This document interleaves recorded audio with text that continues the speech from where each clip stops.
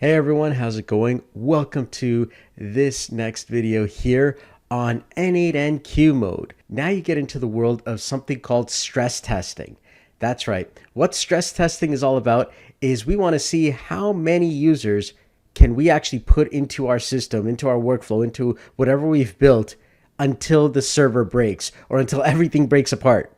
And so when you're doing a simple workflow, if you're just doing something on, a basic level, well, maybe a couple of users might actually be good. But once you get to maybe 5, 10, 15 users, what's going to happen is now your server is going to get to a stress level where it can't handle anymore. And everything that used to take maybe a couple seconds, maybe it's taking half a minute to a minute or even longer. And the more users you add, the slower it gets until eventually your server just shuts down.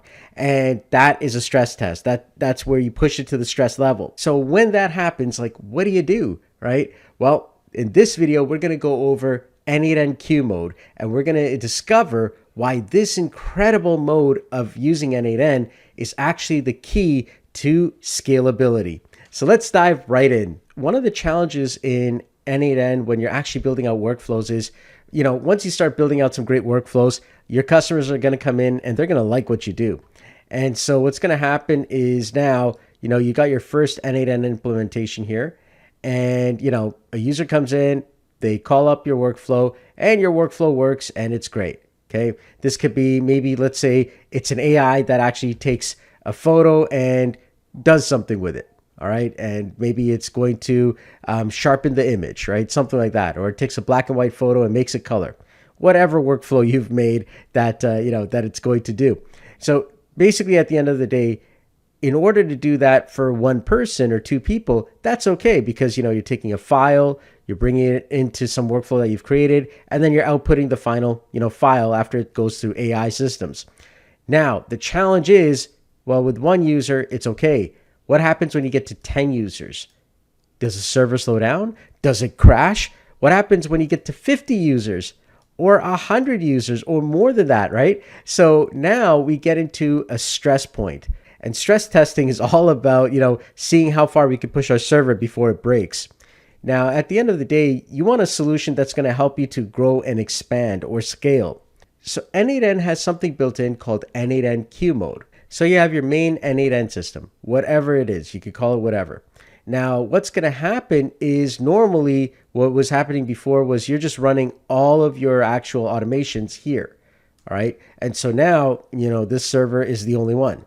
However, in n8n queue mode now, what's going to happen is this main server is no longer running any n8n workflows. So what's going to happen instead is that now when an actual workflow has to be done, the main n8n is going to say, okay, listen, I've got some work that needs to be done, a brand new workflow that comes in, and I'm going to send it to some form of database here that is going to take all this information and say, hey, here's an ID, all right, of an actual workflow that I need, and I need someone to do it. I don't care who does it, just I've got this workflow ID. And every single time another workflow request comes in to the main n8n, it's going to go to this database and it's going to put another ID of another workflow. So it's just going to keep on doing that and saying, hey, I've got another ID of a workflow that needs to be done. All right. So all of these are jobs that need to be done. So we're just going to call this our job, system here. So just like a human, job sort of thing, instead of me doing the work, I say, hey, you know what? I'm going to delegate it to someone else. All right. So I've got all of these jobs and they've got IDs on them, so that you know which, actual workflow it is. So each job that comes in, like, listen, here's the ID. These are all the jobs that need to be done. Who's going to do it? Right? And so now we have to have a list of a whole bunch of n8n instances that are going to do the job, right? So you've got another n8n instance and another one. So they're similar to the main n8n. So they're the same type of thing as the main n8n, but instead what we're going to call these guys are workers. All right. So these are actual n8n implementations that will do the work. And their entire goal is to check out the job system and say, hey, is there any jobs available for me to do? And if there is, it'll pick up an ID, it'll go and do the work. So when this worker is completed the work, it's going to write that information into a database of completed jobs, And then it's going to now go back to that original job system and say, hey, I completed this work, remove it from the list. So now another worker that comes along and says, hey, I'm looking for work, doesn't by mistake pick up the exact same job, right? So the next worker in the line will come along and say, hey, okay, there's another job and I'll pick up that one. When it completes that, it'll go and it'll write the completed, information here inside of the completed jobs database.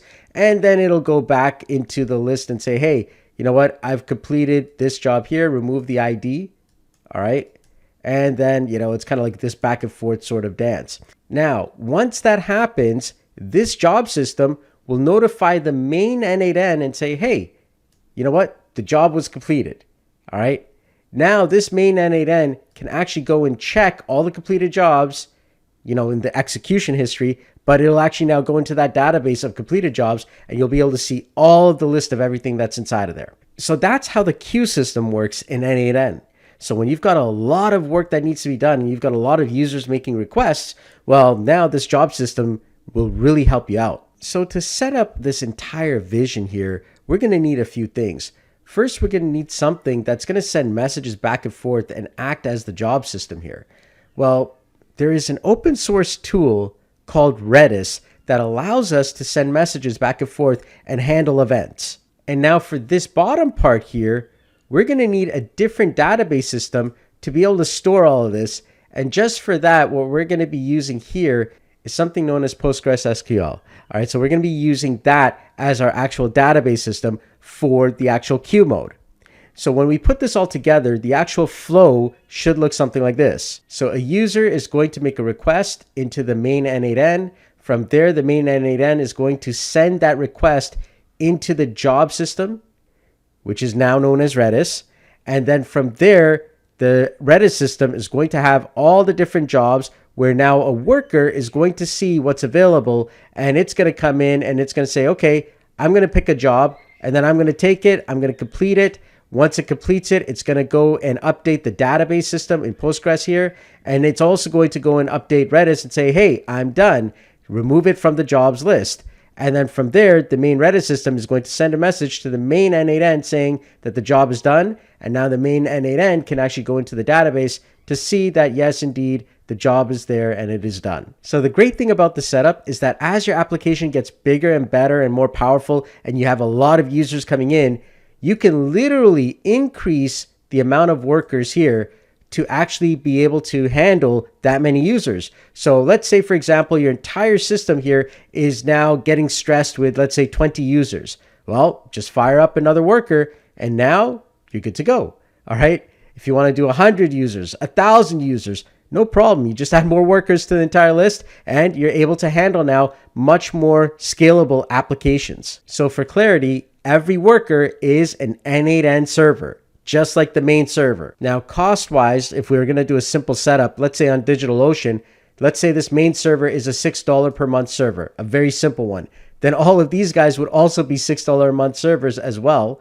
And so you can imagine now, if I want to add more, it's an additional $6 per server. And on top of that, each server system, based on your automation, may require more memory based on what you're trying to do. But for this tutorial, we're going to start off with a simple system, and we're going to be using DigitalOcean to set this entire thing up. Now, if you go to n8n's main website about the queue system, you're going to see here they have a similar image here with the main instance going into Redis with all the workers, and then the workers are going to write to the Redis and to the database and really just going back to the main instance. So it's a similar image there. So you kind of get the idea, but I wanted you to walk through the flow so you understand what's going on here and how we can build for scalability. So an important point to remember is as we actually set up the entire environment, n8n is going to automatically generate an encryption key upon the first setup.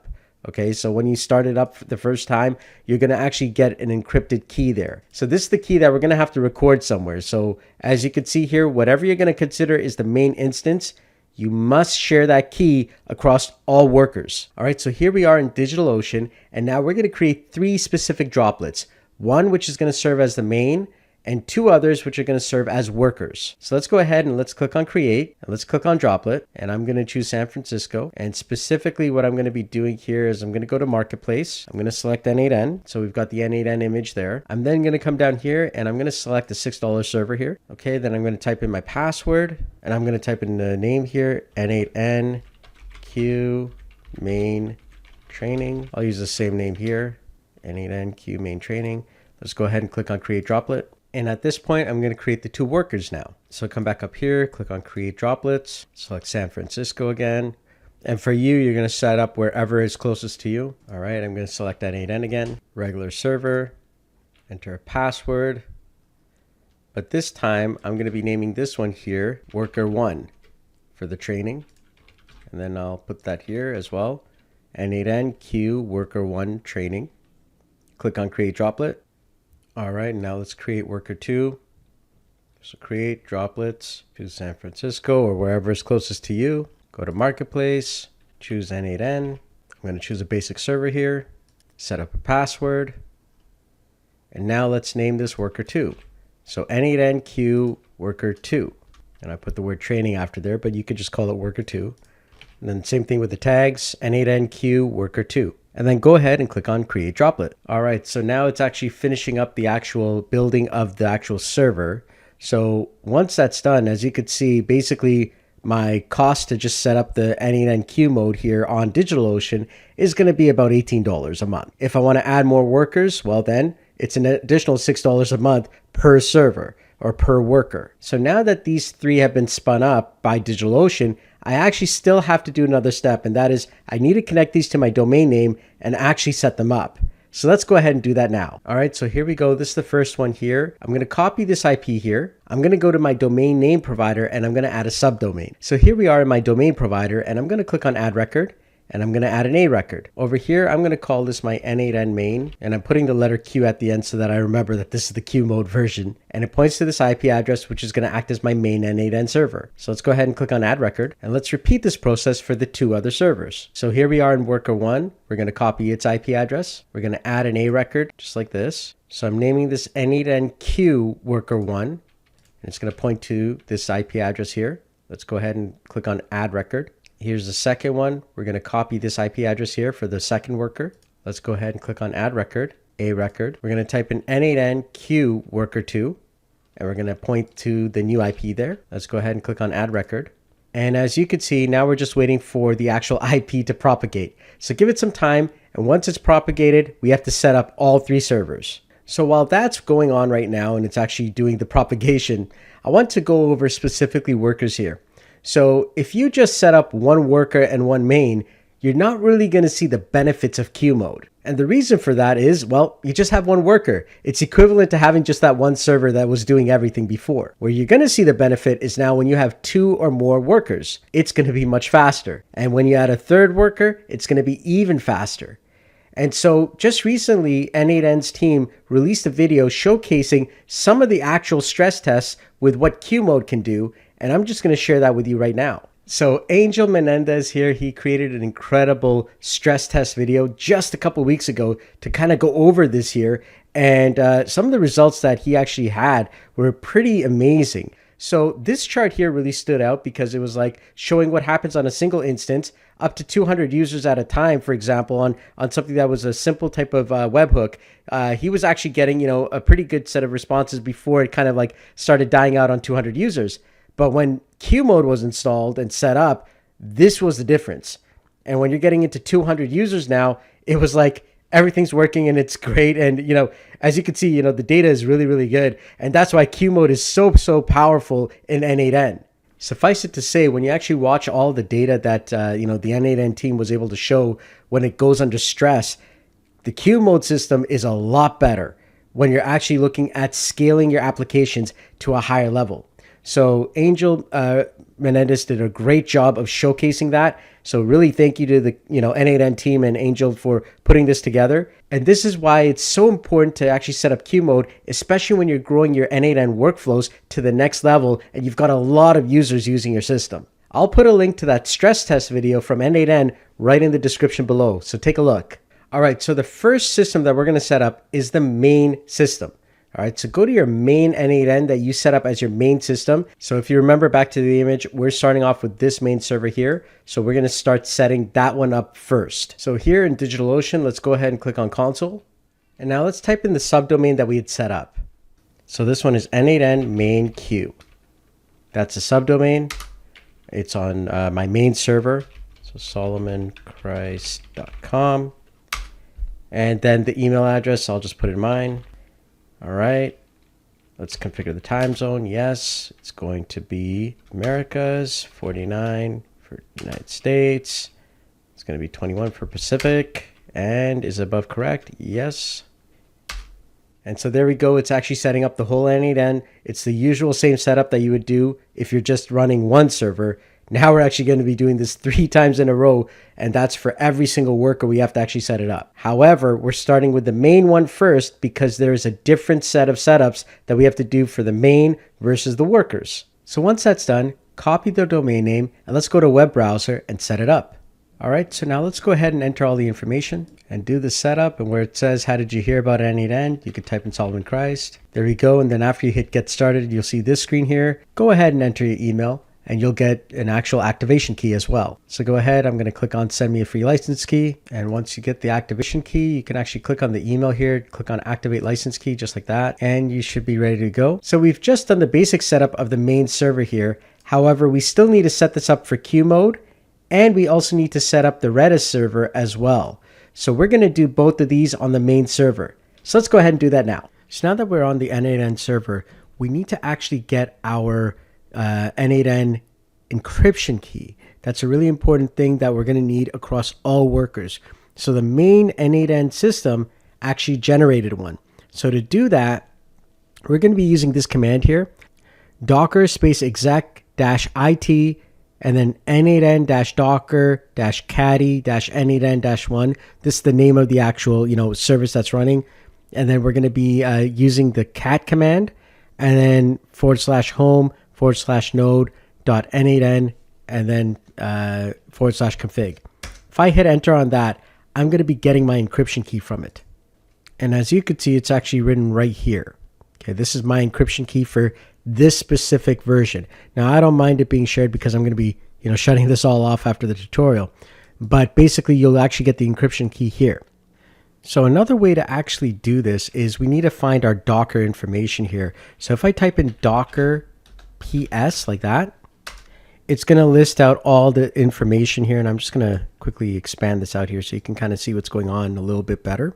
But specifically, the name that we're looking for here is going to be the n8n-docker-caddy-n8n-1. So to actually enter that specific Docker container, I would type in docker exec-it n8n-docker-caddy-n8n-1. And then I'm going to type in either bash or sh. So I'll type in sh here. And as you can see, I'm inside of here now. If I type in ls, there's nothing shown. If I type in cd space ... now I'm inside of the home directory. If I type in ls from here, you're going to see the node directory. So I'm going to type in cd node. If I type in ls again, you're going to see that there's nothing there, but there's a hidden directory called .n8n. So if I type in cd.n8n, now I'm inside of that hidden folder. And then there's a config file. So if I actually type in ls, you're going to see there's a config area, a config file. So nano won't work. If you're going to try nano, I just tried that, it doesn't work. So we want to use cat inside of here. So cat config, and you'll see there the encryption key is there as well. So this is just another way to kind of get to your actual encryption key for n8n encryption. So copy that down. So I'm going to take this here just like that. I'm going to right click on it and I'm going to click on copy, and we're going to need that in a different step. So now let's exit back into our main system. So let's just type in exit. There we go. And let's clear the screen here. So now we're going to nano into our Docker Compose YAML file. So let's go ahead and type in nano docker compose.yaml. And now we're inside of there. So the first thing that we want to do here is let's add in our key. So right here at the bottom, what we're going to do is inside of the environment, we're going to hit enter. And we're going to go here and we're going to type in a dash and then n8n underscore encryption underscore key. And then you're going to paste in the actual key that we just found. The next thing is we need to add in a few other variables. Specifically, we need to change the executions mode to Q. Executions underscore mode is equal to Q. So that's QUEUE. And then the next thing is we need to set up our Redis items. So Redis host and Redis port. So let's go ahead and do that now. And the command is Q, so QUEUE underscore bull underscore Redis underscore host is equal to Redis, all lowercase. Then we're going to do that again. And then we're going to type in Q underscore bull underscore Redis underscore port. We need to get the port number. And that's going to be 6379. Now that we have these items here, the executions mode in Q, the Q bull Redis host is Redis, the Q bull Redis port is 6379. Well, we need to go down below here and actually add in the Redis stuff. So you're going to go down and you're going to do 2 spaces. You're going to type in Redis and colon. Then you're going to type in 4 spaces, and then you're going to type in image and Redis.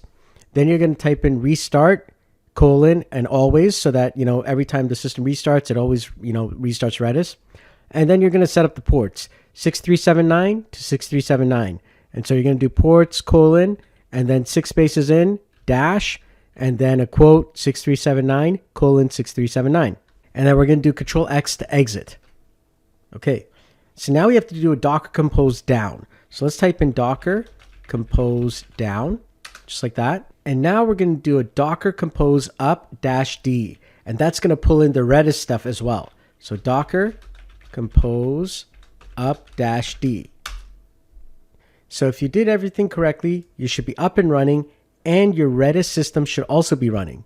To check and see if your Redis system is running, all you have to do is you could start a blank workflow here, and then you can add in a manual trigger, and then we can add in Redis.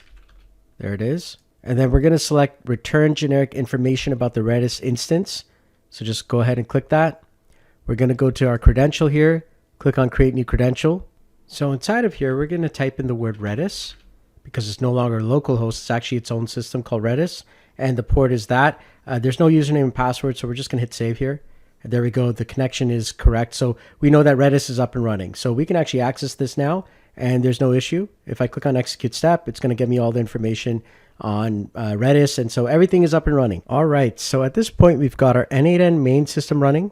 We've got our Redis system running, but we need to upgrade our database from SQLite to a Postgres SQL because that's what's recommended, especially if you're going to scale into a large amount. And in fact, Postgres 13, I believe, is the one that's actually recommended. And you can always check out what they have going on inside of the queue mode here. As you can see here, Postgres 13 Plus is recommended. You can check the documentation. That's what they actually recommend. So we're going to now do that installation. All right, so now what we're going to do here is right above the n8n, we're going to add in 2 spaces. We're going to type in Postgres, so POSTGRES, and then you're going to put a colon. Let's go an extra space down. And then you're going to type in 4 spaces, just like that. And you're going to type in image. We're going to do Postgres, and then you're going to put a colon, and you're going to type in 14. So we're going to do version 14. So 13 plus is what's recommended. And then we're going to put in spaces again, 4 spaces. We're going to type in restart, colon, always.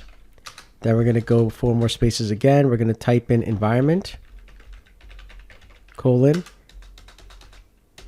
We're going to do 6 spaces, a dash, and then we're going to type in Postgres underscore user is equal to n8n.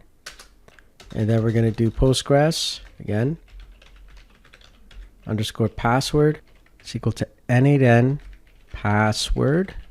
And then we're going to hit enter.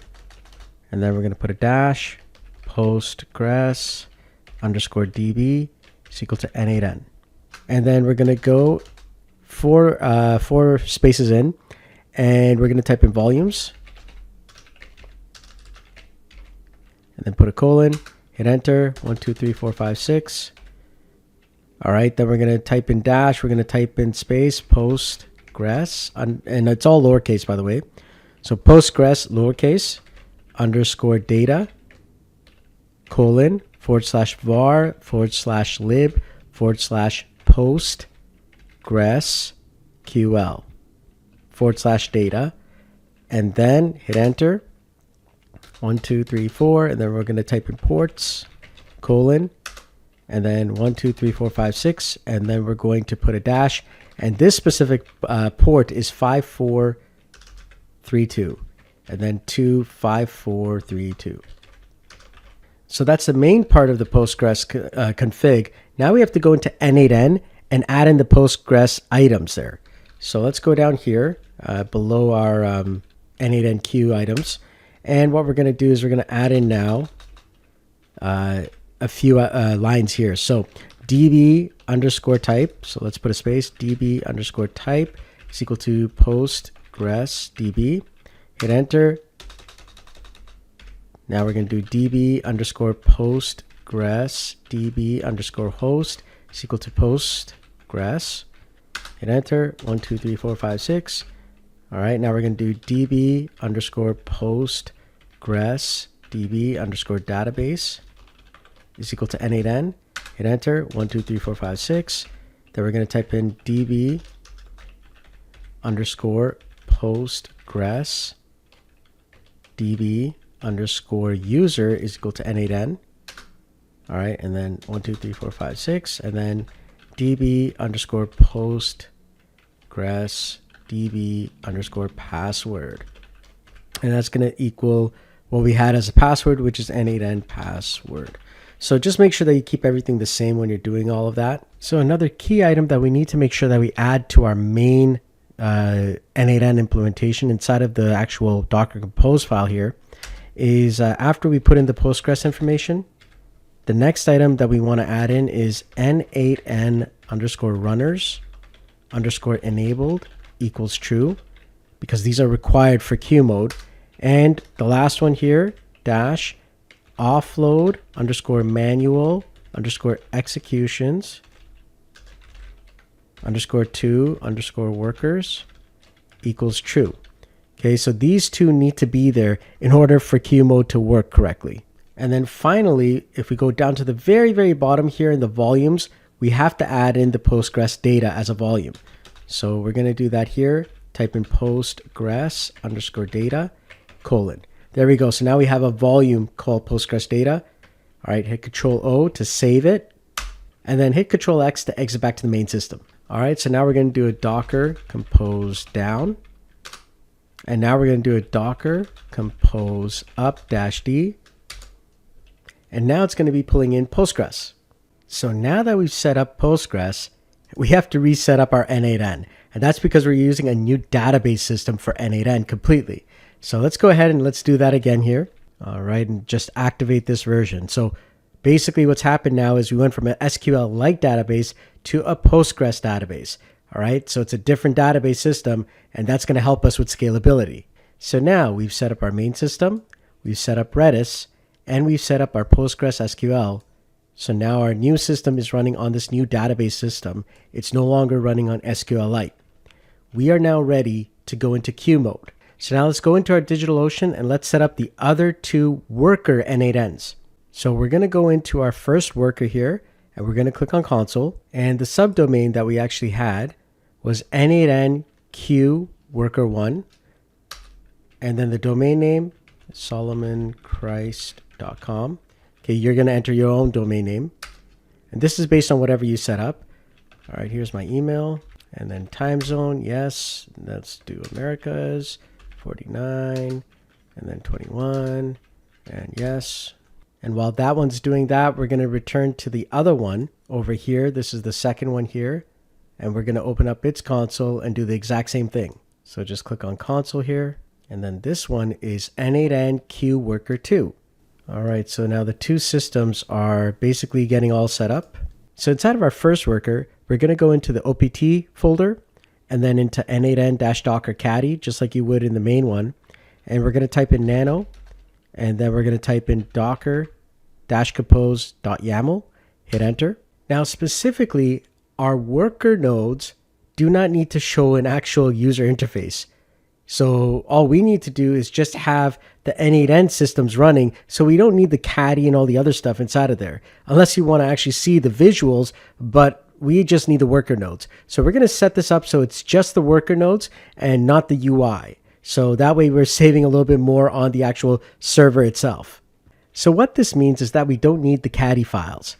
So we're going to actually go over here and we're going to remove all the caddy stuff. And then I could just highlight that, hit Control K, and that'll remove it. And specifically, we're going to change this to n8n-worker. Image stays the same. Restart stays the same. We're going to be removing the ports here. So Control K, just like that. And now inside of environments, we've got a few settings that we have to put inside of there. Specifically, we're going to add in executions mode, and that's going to equal Q, so QUEUE. And now we're going to type in our n8n encryption from the other main system. So in this case here, n8n encryption underscore key is equal to, then I'm just going to grab the encryption key that I copied from earlier, and we're going to paste that in. Just like that. And now we have to actually put in our REDIS information. So over here, this is going to be QUEUE underscore bull underscore REDIS underscore host. And that's going to equal the main domain. So in this case here, it's n8n mainq.solomonchrist.com. That's the main system. So again, we're going to go down here. We're going to type in dash QUEUE underscore bull underscore redis underscore port. And this is going to equal 6379. And then we're going to go down here and we've got some database items here. So db underscore type is equal to postgresdb. And then spaces over db underscore postgresdb underscore host is equal to, once again, the main domain. So n8n mainq.solomonchrist.com. And then we're going to go over here again. Next one is going to be db underscore postgres db underscore port is equal to 5432. All right, now we're actually going to access the databases. So db underscore postgres db underscore database is equal to n8n. Now we have to get the username and password. So db postgresdb underscore user is equal to n8n. And now the next one is db underscore postgres db underscore password is equal to, and this is the password from the main system. So n8n password. Now, of course, you want to have a more secure password, so change that. But for right now, as we're setting this up in the tutorial, we're just using that password. Okay, so now we're going to put inside of here n8n underscore runners underscore enabled equals true. All right, and we're going to start deleting all of these items here because we do not need them at all. So I'm actually going to erase all of this here as well. So here we go, Control K, there we go. And so now our final items here are dash offload underscore manual underscore executions underscore to underscore workers, and that's going to equal true. And then over here we're going to put in generic underscore time zone is equal to America / Los underscore Angeles. All right. And now the last part here, which is we need to put the command that this is a worker. So there we go. Command, and you are a worker. So there we go. This is a worker. And that's it. So now we're going to save this, and I'm actually going to copy this because it's the exact same thing in every single worker. So go ahead and let's hit Control O to save this. And now Control X. And then let's do a Docker compose down. And if you see this here where it says that the resource is still in use, you can actually do a different type of Docker compose down, which is going to force it to shut down. So Docker compose down -- remove - orphans. And so that'll kind of like force everything to shut down. And now we're going to do a docker compose up -d. All right, so now to see if this is actually working, I'm going to be actually checking first what is it actually called. So I'm going to do a docker ps, and I can see there that it's called n8n docker caddy -n8n worker 1. So now using that information, I'm just going to type in docker logs -f n8n docker caddy -n8n worker 1. And if I hit enter, and it's going to say that it's registered as a task runner. So worker 1 is ready. Here we are in worker 2 now. I'm just going to go to cd ... I'm going to go to cd opt, cd n8n docker caddy, and then I'm going to type in nano, and I'm going to type in docker compose .yaml. And now over here, I'm going to delete everything here just by selecting everything there. And then I'm going to hit Control and K. That'll just remove everything. And then I'm going to paste the values that we have from worker 1 exactly like that. So everything is the exact same. And so now I can have unlimited workers, and all I have to do is just copy and paste the docker compose YAML file from the first worker into every other worker that I want. So go ahead and hit Control O to save the file, Control X to exit, and now we're going to do a docker compose down. Once again, it's going to say resource is in use. So now we're going to do that advanced docker compose down. So that's going to be a docker compose down -- remove -orphans, just like that. Hit enter. Now we're going to do a docker compose up. So docker compose up -d. Let me just clear the screen. Now I'm going to do a docker ps. That's going to tell me the name of this. And now I'll just type in docker logs -f. And in this case here, it's n8n docker caddy n8n worker -1. Hit enter. And this is also running as well. So now I've got 2 worker nodes ready to go. All right, so now we need to test this out and see if these workers are even working. So let's go ahead now. So here we are inside of our main n8n. And what I'm going to do is I'm going to start from scratch, and I'm going to create a brand new workflow. So what I'm going to do is I'm going to actually create a form here so that I'll be able to check this a little bit more manually here. So let's do a form here, an n8n form. Let's go here on new form event. All right, and just simply a test URL, and there's no authentication. Test, and we'll just put in here a button, test, execute step. There we go. All right, so now what I'm going to do here, now that I have this, I'm going to save this here. I'm going to put this into active mode here. Got it. And stop listening here, production URL, copy that. Okay. And now what I'm going to do is I'm going to just open this up here. And then inside of this here, I'm going to now turn these guys on here. I'm going to bring this window to a different place here so I could see this. So I'm going to show you here. I'm going to run this actual workflow a few times. So I'm going to hit submit. There we go. You notice that I'm just doing these executions here, and it's got the other one. Look at that. I can run these at the same time. I'm running now several users at the same time. It's running these commands all concurrently. So I've got like 5 users, and they're all doing stuff at the same time, trying to run this stuff here. And you can see these 2 workers have picked it up. So we are fully running right now. And if I actually just show you here, I'm actually just going to show this here so you can see this here.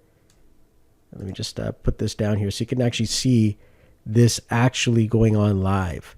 All right, so you guys could see this worker finished job 7. So here's how we know it's working. So watch this. Going to refresh, submit, refresh, submit. Look at that. It's actually picking it up. The workers are now just dividing up the actual work. I've now run several different commands, and each worker is taking on different ones. So I now have this entire system set up. So now I can have multiple users running these workflows, and I don't have to worry about, the stress on the systems. If I have a lot more users, I could just add a whole bunch more workers, and now the system will actually run without an issue. And you can see that. You can see that it's actually like each worker is just taking a different one. And that's with 2 workers. Can you imagine now if I put 3, 4, 5? So for scalability, this is incredible. And there you have it. As you can see now, we've got the workers who are now taking on jobs that come in. Once it's done, they report back to the database. Then afterwards, the REDIS actually reports back to the main, and then the main actually goes to the database to check out what's going on. But all the information is now there, and as more requests come in, workers take it on, and now you have a scalable n8n workflow system that will grow over time. That's the power of n8n Q mode. All right, so that was quite an extensive tutorial there on n8n's Q mode. It is such a powerful system, especially when you're scaling up to, so many users, 100 users, 1,000 users.